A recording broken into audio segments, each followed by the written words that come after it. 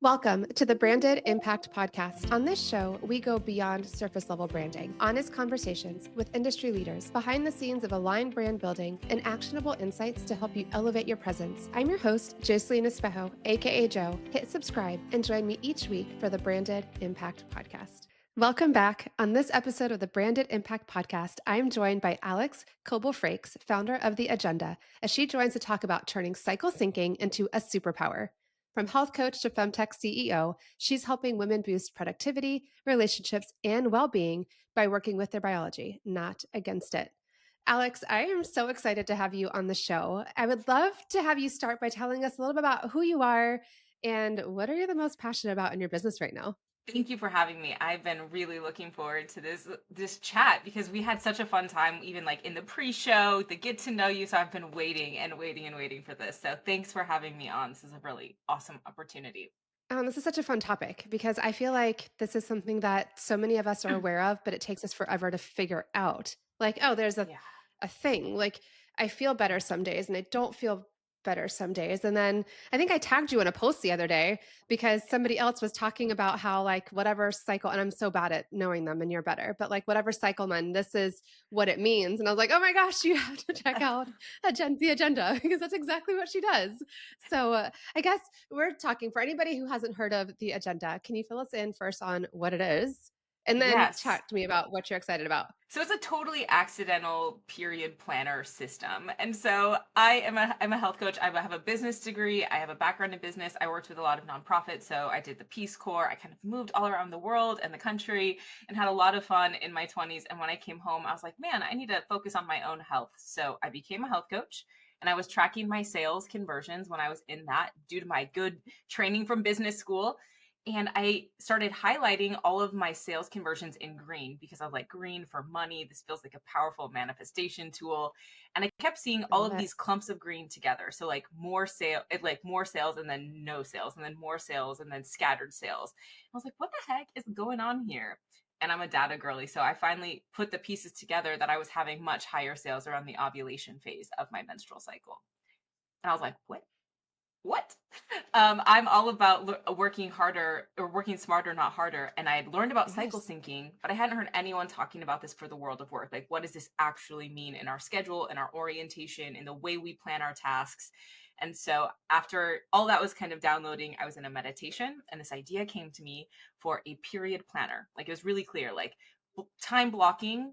That's like a pretty popular, right? Like do these Yeah. little chunks of stuff, but instead of time blocking with my normal day, time blocking with the phases of my menstrual cycle. I was like, this is so cool. Let me go buy this instantly. This was in 2018. And I went to go, I was like, period planner, plan with your period. Let me look on Amazon. Let me look on Barnes and Noble. Like I was doing deep cuts, trying to find this thing anywhere because I was so sure that it existed based on my meditation. And when I couldn't find it anywhere on the market, we decided to launch it. So all of that content and that idea led to a beta test of 100 women in business that launched the first planner product. We took all of that information, turned all of that into a menstrual cycle app. And here we are, like 6 years later, still chipping away and working to build a global gathering place for women as they work through this hormonal puzzle that we all kind of face ourselves in. I love it. And it's not being taboo. It's like, right Yeah. now, the normal conversation around are you on your period is negative connotation, right? And Yeah. it's like, God bless, like, no, yes, or no, or I don't know, maybe I'm just having a bad day. But then Yeah. you've tracked in, and I love that. But then we even chatted about how there's some things that we do that are high energy. And then Yeah. I inevitably seem to want to plan those on the days where I feel bloated and feel like crap and I don't want to do it. And so then I'm like, why did I choose today? Because I'm not truly syncing it. Like I wasn't No. paying attention. It was just, where does it fit in the calendar? And then if you get And like, oh, lucky it'll and you be plan it fine. on a day where it's like, hey, listen, I've got all the energy. It's like, this is amazing. Like I'm on fire. The world is on fire. I'm going to nail it versus I don't even want to get out of bed today. And now I have to overcome that feeling with all the other stuff. So I love that you took this concept.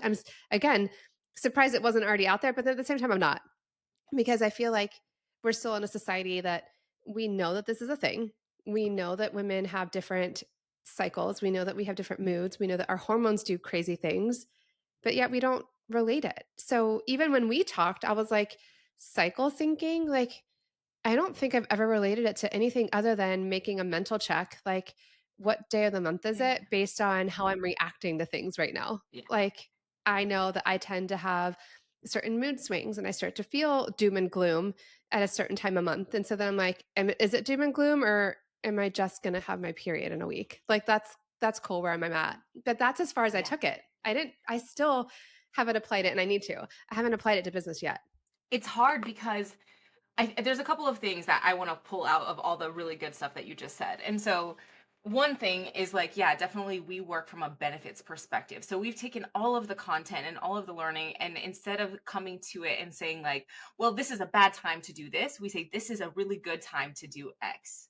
Right. So we Right. always pull out like, what is the gift of this phase right now? Because each of them have a gift. And where we start to feel really crunched is when the phase has a natural gift and we're not doing the thing that we should be doing during that time. And this is really interesting, Okay. like the layer to pull back, like biologically. So from like our period, when our hormones are low, they start to rise. And the first half of the cycle, we have pro-social hormones. So we have high levels of estrogen. As we get closer to ovulation, we have high levels of testosterone, which increases our libido. So we have very pro-social hormones over the first half because our body is trying its hardest to get pregnant. It's like, this is the time, this is the month, this cycle, bitch, we're doing it. We're going for it this time. We are going all the way there. Let's make a baby. And your body has a lot of vested effort in making a baby because humans, that's what we're here to do. Like, all animals on the planet are supposed to propagate the species. That is what this is all about, y'all. The song Nothing But Mammals had it right. Okay, that is literally our ancestral brain. That's all it was thinking about, was passing on its genetic material to continue its biological legacy. And then the second half of our menstrual cycle, after the egg has popped out, our whole body turns to pro self hormones because now we're protecting a potential pregnancy. Like, oh, maybe we had this chance to pass on our genetic material. Now we need to like put the bubble out. We need to really be selective, intentional, and protective of ourselves as well as this new baby that our bodies are trying to make. And again, it doesn't actually matter what your human woman brain on 2025 wants to be doing or not. These are the patterns that we're going through, like pro social, pro self, pro social, pro self. And when we can then lay that over a modern context, if we are not paying attention and mapping with that, we can see easily how conflicts arise. So, like if you're with your spouse and you're really pro social the first half of the month, you're like really sexy, like super into him. Everything he does, yes, 10 out of 10. And then like you wake up, estrogen has dropped, and now you're pro self. And if you're not explaining these things, he's like, I'm living with a mad woman. Have I'm you living with a mad woman. Like, cause like yesterday, this move, oh my God, she thought I was so hot when I took out the trash. Now she didn't even say thank you. Like, what's wrong with her? Like, what's going on? like, And women are my like, breathing is why are you so annoying her. annoying What is right going now? on? Right. Yeah, because like when we have lower estrogen, we respond differently to stress stimuli in our environment. These are just It's so true. biological realities, and women all experience these in different rates or variations, and these things are going on. And so obviously this is going to impact our work, it's going to impact our relationships, it's going to impact our friendships, and it's going to impact our business, and it's something we're still not talking about on a global scale, which is something I'm really excited to continue to do, is continue to have these conversations. And I think we've avoided them because they're complex. They have a lot of nuance, and women and men don't really ever know where to get started. So we just kind of end up putting it in the taboo box that we ignore forever. And so I'm excited Yeah. to keep jostling that conversation loose, podcast at a time. Like, let's go. Let's do it. I love it. Yes, shaking up the conversation so that it doesn't become taboo and that you can actually start to own it. And you have something called the marriage saver, which I thought was super unique as well, because I'm like, that is such a fun term, but this saves the you're not going to get snapped at because I feel like sometimes if you were asked me and maybe it's in that pro social, I don't really care if you ask me in that day. Like I'm Yeah. fine, whatever. It is what it is, yes or no. But whenever I'm not, I'm like, oh, it's probably because I just did something that was irritated or frustrating or Yes. something. And now you're trying to chuck it to like giving it a no, I was probably just super annoyed because you just did something. Like it doesn't matter what Yes. cycle I'm in right Yeah. now, but we tend to have that reaction. It's like it's either Yeah. a taboo subject or we're getting labeled because we're crazy, which women are crazy. It's fine, but so are men. I just think it depends on the day and your mood and who you are. But I love this concept of the marriage saver that you can give them an in tune Yeah. option of like, hey, this is where I'm at. And it has like the needs too. Like, this is what I need right now, which I thought was super neat. Yeah, so the marriage saver is just a window cling that goes on your mirror and you put it like where you guys brush your teeth, and the woman just like can move the arrow to what phase she's in, and it gives him a tip on like kind of what's going on in the body and what we need. Because you're right, maybe this pattern to a man seems crazy. Women are hormonally the same 12 days a year, right? So where there's like 12 days, so like one approximately in every cycle where our hormones are about at the same level. Because even if you think from day 1 to day 2, your estrogen's rising to day 3. So like count up all your day 1s, all of your day 2s, all your day 28s.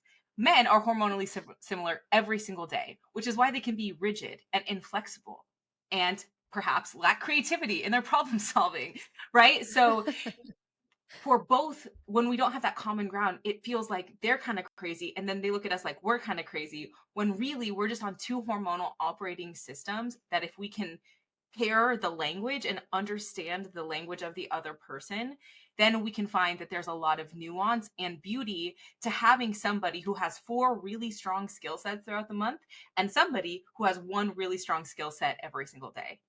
And when you understand how to like map that together in a family system, in a work system, in a life, in a community, things get really juicy and super duper fun. And the problem isn't those two patterns, it's the problem that we feel like they're in conflict because we can't talk about Yes. And or you can't put words to it. it. Right. Like Yeah, you that's don't know the so language. many, I Yeah. mean, for me still, I'm like, there's putting the words to it. It's like this feeling and it's kind of an intuition and maybe, but then Yeah. realistically, I'm like, what day of the month is it? I don't know. And is it that, or is it that I'm just, pissed off at the world today? Like, I don't know, Yeah. but I think it'd be super helpful. And I liked it when I was looking at it, I was like, oh my gosh, that's not only helpful for my husband. That's so helpful for me as like a mental Yes. check-in. Like, you're not crazy.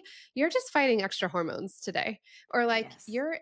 you're fighting not only life, but like your biology at the moment. So give yourself some grace and just realize Yeah. like maybe these are some, I think you have foods on there too, right? It's Yeah. like, There's oh, some that's right. recommendations. If we know what's going on, we can you're eating watermelon today because you had like something that go down. You're like, I know what my body needs right now Yeah. to try to give myself a better boost to make myself better. And so I love that you've created this tool for women to be able to plan out, or a lot of us are planners. We have to be. If it Yes. doesn't go on the calendar, I say it's not going to happen. So then I Yeah. love that you've incorporated this way of bringing in biology and us being able to use our biology to our advantage. Even though we Right. do and we power through, like this is now a better way to plan it out. I love that. Right, because then we don't have to push through and like ignore what's going on, because when I think what causes a lot of anxiety for women is like if we don't know where it's gonna happen. We're like, oh, like my really great decluttering week is going to be in 1 week. So I don't need to try to declutter today.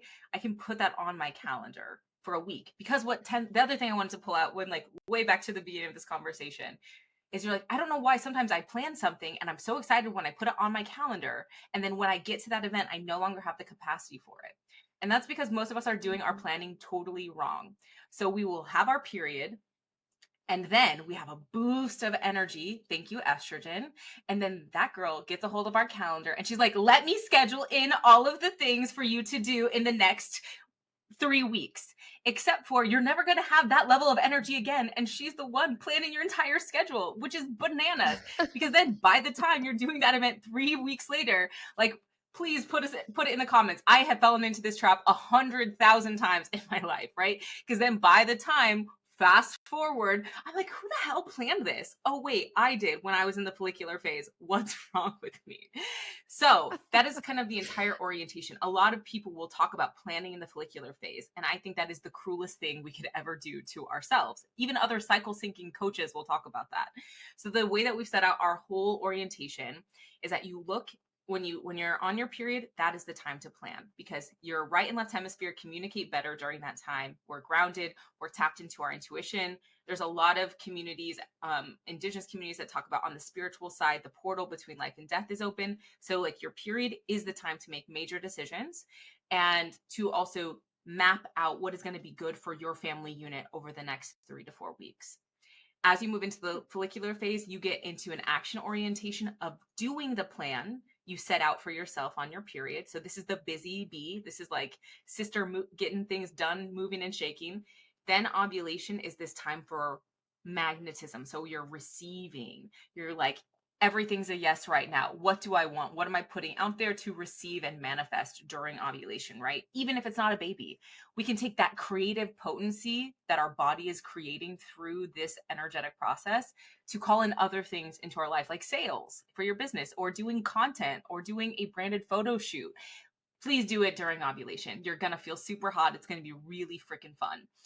When I was back on dating I'm apps, gonna have to all of figure out my, how to put that into my planning session. Like, you hold on, must, let's have a you must. conversation about like when is your ovulation phase? Like that's gonna you're gonna see that on my questionnaire Yes. going forward. And I'm gonna have to Yes. put before you answer this question, go listen to the podcast that I did with Alyx so that you don't think I'm super weird. And then you can come back and fill out the questionnaire and understand why I'm asking you when is your ovulation phase. Yeah, when I was back on dating apps, all of the pictures I had on there, I took during during ovulation. I'm like, yeah, because I Oh, look that's super right. hot right now. Of course, like I must put my ovulation pictures on the dating app. And then the luteal That is phase is awesome. kind of I can't.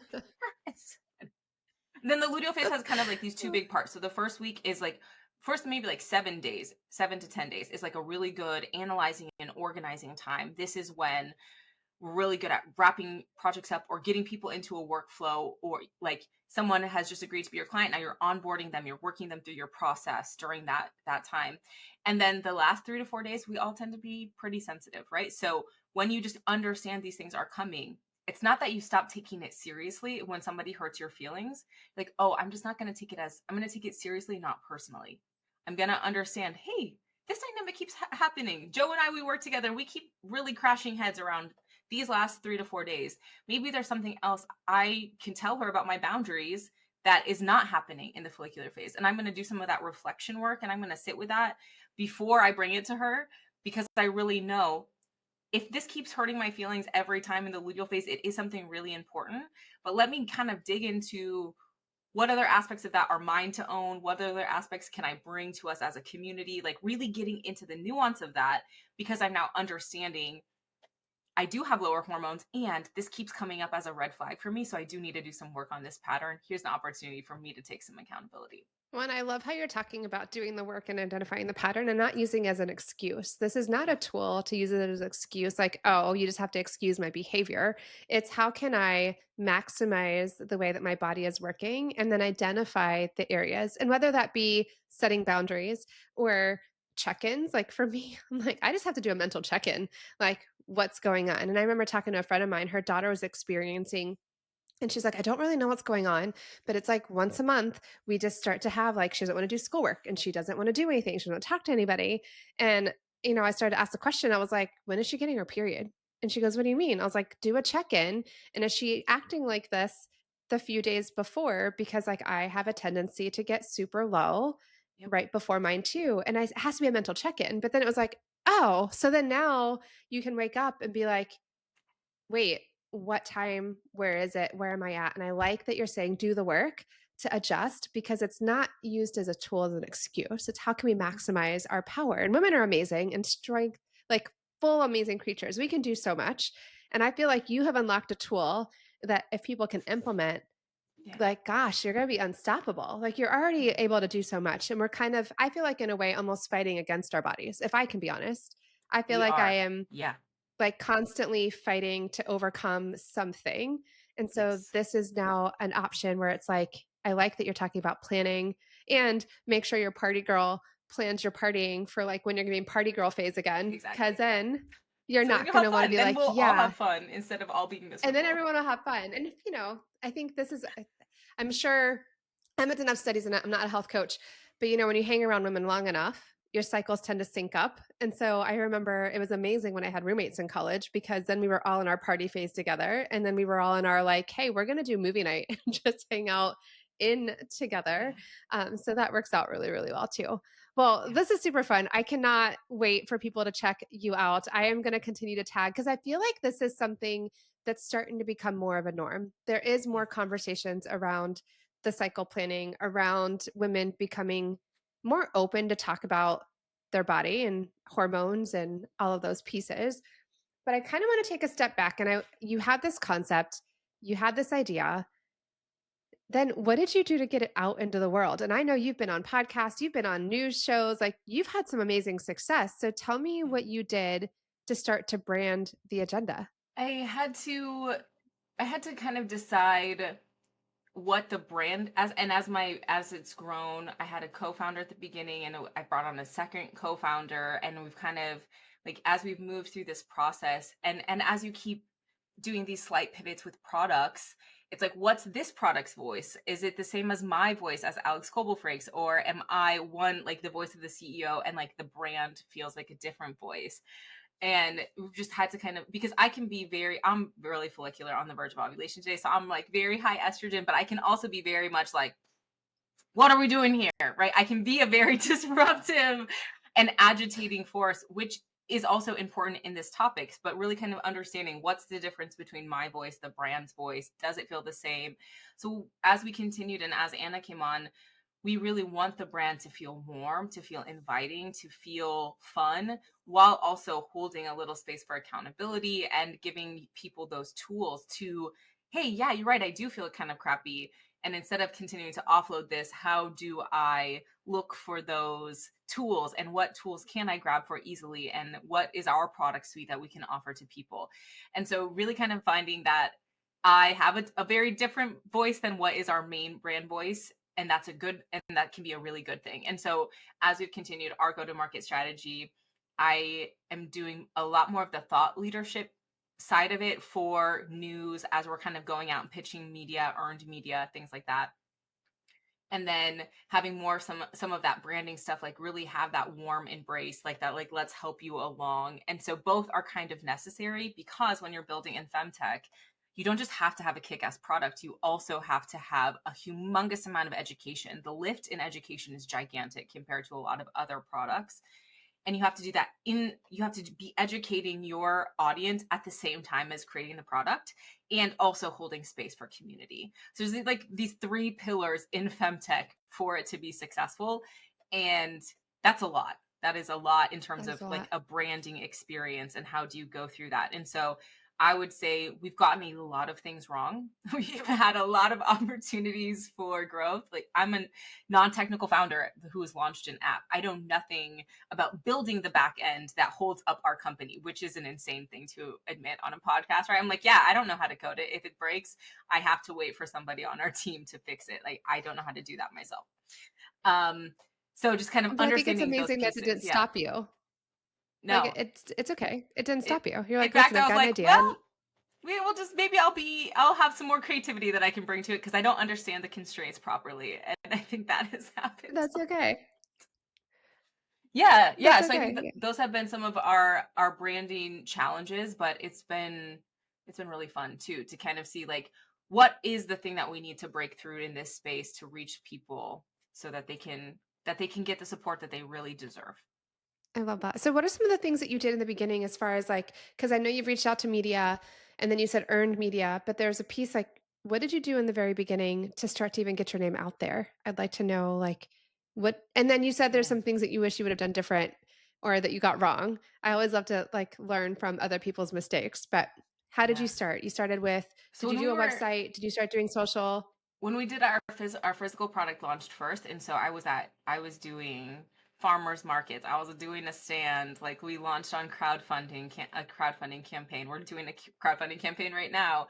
So we used a lot of, like, scrappiness, like, what can we do for $0? And even when we did a beta test, I'm like, it can't just be me saying this is working for my body and my business. So we opened up a public beta test. We had 100 women sign up in the first week, which was crazy. So we had 100 women sign up, but we also had no money at that time. So we created the entire outline on Google spreadsheets, and every participant who joined the beta test did it. So we're like, our MVP was free. It took our time, but it didn't take any dollars to create it. And so that was something that we've always done well, is how do we create, like, this small snippet? How do we do it cheaply or for free to get people to interact with it before we do a bigger scale push? And so I think maybe Okay. that is probably something I heard at business school, but was kind of lost in my own brain and just popped out when we started this company. So that was some stuff that was really helpful. In terms of doing things wrong, I didn't so it was like hard to hire tech talent at the beginning and manage tech talent, because I didn't know the right questions to ask. I didn't know, and people, everyone's like, make an app, it'll be so cool, and it is cool, and it's also super duper expensive, super expensive. And so I actually did a talk at a big conference a couple of years ago that was like, don't build an app. That was like the thesis of my talk. It's like a person who has built an app, like, don't do it.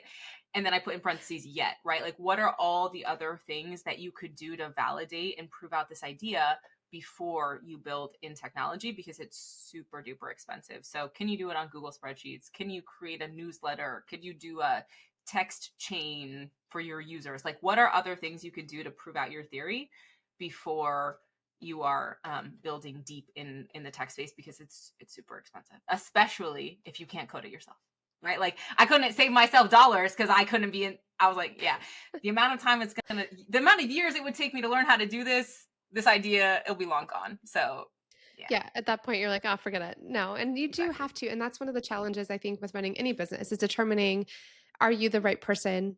And Yeah, sometimes even if you do know how to code, I'm like, that's great. But then there's so many other pieces that have to be happening at the same time that it's like, yeah, should you be the one that's doing it? I don't know. So two things, if you're listening and you've got an idea and you're not able to do it yourself, it's okay. You can find someone to help you bring it to life. You just have to have a yeah, vision and the tenacity to make it happen. And then learn and fail forward is something that I like to say too, because yes, you're going to make mistakes. It's inevitable. It's yeah, going to happen. There's going to yeah. be some costly now I knows, as somebody else shared on a podcast guest. She's like, I don't actually call them mistakes. She's like, now I knows. And she goes, so you learn and now you know, and you don't do it again, hopefully in the future. Yeah. So in terms of costly mistakes, I made a gigantic one the first time we went to a big event in a different state. So we had been setting up this go-to-market strategy of going to events and going places. So we went to a net impact event, which is like social sustainable entrepreneurship convention, humongous convention. They had an expo, and it was pretty expensive to go there. I think I paid like $2,000 maybe to go there, and we shipped a bunch of planners because my printer was local and had dropped off these boxes of agenda period planners. And I was like, perfect, I'm gonna ship these right to myself. And then they were destroyed. We lost $5,000 worth of inventory. I had some boxes that were salvageable because the color was different on the cover, but they all got dirty, and they were a soft touch laminate. So it's like any smudges, they will just collect, and they were white. So they were covered in black dust and mold, and not mold, but like grime. And I had to throw them all away. And I called my printer freaking out. And he's like, sorry, they weren't packaged for shipping because you didn't ask me to do that. And I said, I didn't know that was a thing I had to ask you to do because I've literally never done this before. And he's like, well, better luck next time. And I was like, cool. Thanks. No, and now So you know. yeah. And now you know. And now you know. And then I finally got to this place where I was like, you know, $5,000 is a pretty cheap lesson. It could have been $20,000. I mean, it could have. Right. And so Yes. take the lesson, and I've never made that mistake again. I always double, triple check that everything we ever ship anywhere is packaged for shipping. And it is now in the lexicon. It is now locked in the brain forever. And this is why I say building the agenda period has given me my street MBA, because I have just been out here in the streets learning the things I probably could have learned in an advanced business school degree, but getting to learn them myself by just being in the mud. So that's the fun of this whole process. And just getting in the thick of it. So looking back, is there anything that you wish you would have done sooner when it comes to like the branding and marketing space? I think it would have been really cool to understand the nuance and the difference between, like, if I'm emerging as a thought leader in the space, how that can and probably should be different from maybe the core brand voice. Because I think there was a little bit of like that mix and match at the beginning. And so I'm glad that we know that. But I really think if you're a founder in a space that's interesting, but you also kind of maybe want to have that punditry or like being in that thought leadership, seeing if that, how and when that makes sense to separate that from the main brand voice, and what does that look like as you're building out all those different channels. Oh, I love that. So really just kind of like making sure, because sometimes, because you're able to establish yourself as a thought leader in this industry. Yeah. And then so really just kind of forging forward in the personal brand side and then having, and Yep. especially when you've got a product, it's a little dicey when you've got a product and it's different or it's an a service, but it's also based different and you've got co-founders. And Yeah. that's a common question that I hear. Like, how do I brand myself when I've got a product or I've got a team or there's many of us. And so I don't necessarily want to be, and usually people defer to, I don't want to be the face of the brand at all. I'm like, well, no, that isn't the answer. It's just being strategic on how are we presenting this? Like, are you the thought leader? Are we presenting you as an expert in this space who happens to have something that you can Exactly. then also brand? Or are you one and the same where it's Yeah. now you are the service provider, you are the brand, you are the pieces? But I think Yeah. ultimately at the end of the day, I still firmly believe in being the face of either as the thought leader or the brand, because people like to do business with those that they know, like, and trust. And so even as you having a product, you're still out there. You're the one Yeah. that's on the podcast. You're the one that's getting on to media networks and you're standing at events. Yeah, that's what's helped us get a lot of earned media. So I think tomorrow is like our eighth, it'll be my eighth time on TV. And it's Oh, that's because like it's amazing. very much like in the thought leadership, because if you are pitching your product, then it's a sponsorship fee, right? So it's like on top of whatever you're paying your PR person. But if you're doing earned media, it's kind of in the thought, and they'll talk about perimenopause, or we'll talk about relationships, and we talk about all these different topics that lead directly back to the product. But it is me as the thought leader kind of speaking to the topic and to the general state of affairs, well then like sprinkling in whenever they ask me at appropriate times a little bit or just enough about the product. And so yeah, I think it is really important to differentiate and kind of understanding where we're going and understanding our 5 to 10 year goals really helps in that differentiation process. So I'm glad we know it now. I think it would have been helpful for me to know earlier, but it's something that's really important when you're building something massive and cool. I love that. So, speaking of coming forward, I know you guys just launched something new. So, I would love to hear about your new venture that you guys have got going on. Yes. So we are going back to our CPG roots, and we are launching perfume for the 4 phases of the menstrual cycle.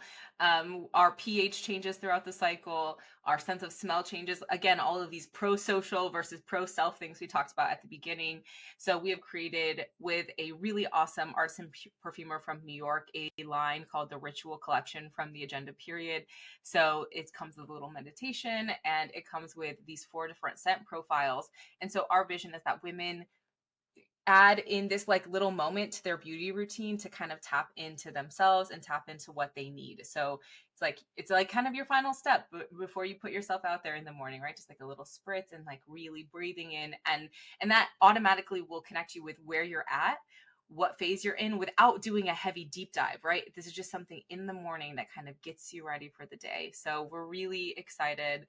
And yeah, we are doing a bunch of pre-sales right now, but hopefully, someday in a Target near you. That's the goal for this one.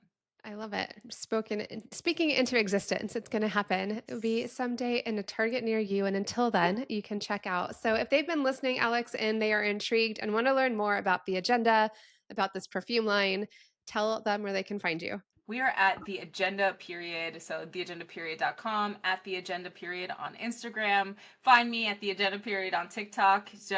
And if you really need some one-on-one support, info at theagendaperiod.com is our support box, and we are happy to answer any questions as you are beginning or continuing your cyclical journey with us. So we're just really excited for everyone to come get the help that they need so that they can feel better.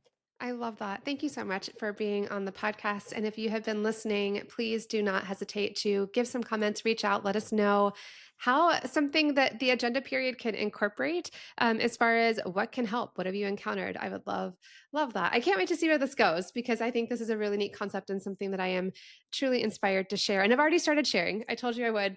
And I definitely am behind the idea of letting more women have tools to help maximize their impact and their success. So thank you so much for being a guest, Alex. I really appreciate your time today. Thank you so much for having me.